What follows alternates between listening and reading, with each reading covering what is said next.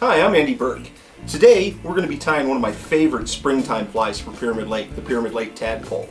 We're going to tie it in the Northern Lights color. And we're going to use purple Estaz, Northern Lights colored Loco foam. That strip's about 1/4 inch wide, maybe a little more. A piece of black marabou. Just going to use a couple fibers of black marabou for the tail.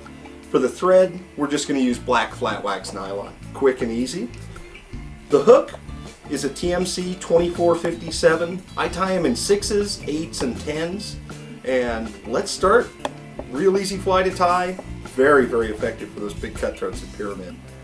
I like to start all my flies by putting a little smear of Dave's Flex Cement on the hook shank. And then we'll start our thread. We'll start it right at the eye. And we're going to wrap back just about the point where the barb comes up off the point of the hook, so your thread's hanging straight down from the barb there. We're going to tie in our tail, and the key with this fly is to keep the tail sparse. If you tie on a big fat clump of marabou like this, it just doesn't wiggle and move in the water as much as a nice sparse clump.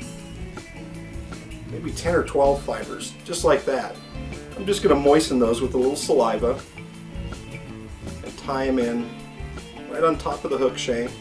Now if you want those to be lined up and the tail to be exactly on top of the hook shank, just elevate the fibers as you wrap back over them and they align right on top of the hook shank. That gives us a nice long wiggly tail. Now this fly floats, but we're going to fish it on a sinking line, so we're going to use a piece of Loco foam, and this is a really cool color called Northern Lights. It's got a nice little, almost motor slick in the road look to it. I'm going to take that strip and I'm going to tie it in with the dull side facing up, because we're going to pull it over to form the carapace of the beetle, or the tadpole, excuse me. We'll just tie that down. This fly is an adaptation of the Pyramid Lake beetle, which is a fly we're going to tie on another tape. And I'm just using good solid wraps of thread to lock down that foam.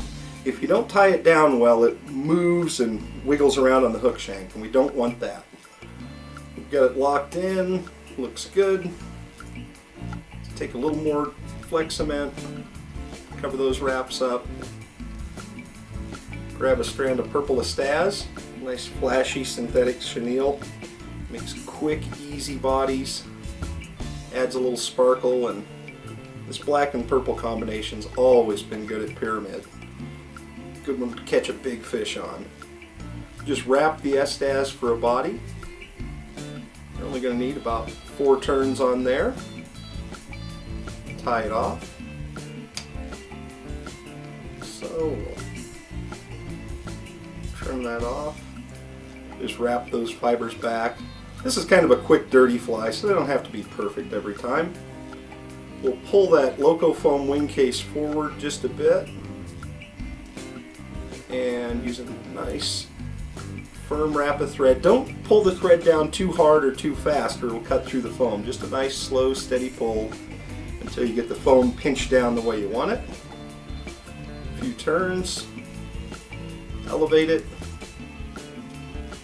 I'm just going to sneak my whip finisher under there. Actually, I'm going to trim it first. Let's just take and trim that across, fold it back a bit. One of the cool things about these flies is we usually fish them on sinking lines so that the fly kind of jigs and bobs over the bottom. And the foam carapace keeps that up. The nice thing about the foam is we usually fish this with a woolly worm behind it or a woolly bugger. If a fish takes this fly, those big cutthroat have big teeth and you'll get little tooth marks in the back of your fly. So you can pull your rig in and check and see which fly got taken. If that tadpole pattern's got tooth marks in the back of it, you know that they ate that fly. Give you a little view of it.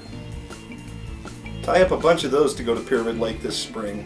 It's a deadly fly. You can tie them in a bunch of different colors too. Thanks.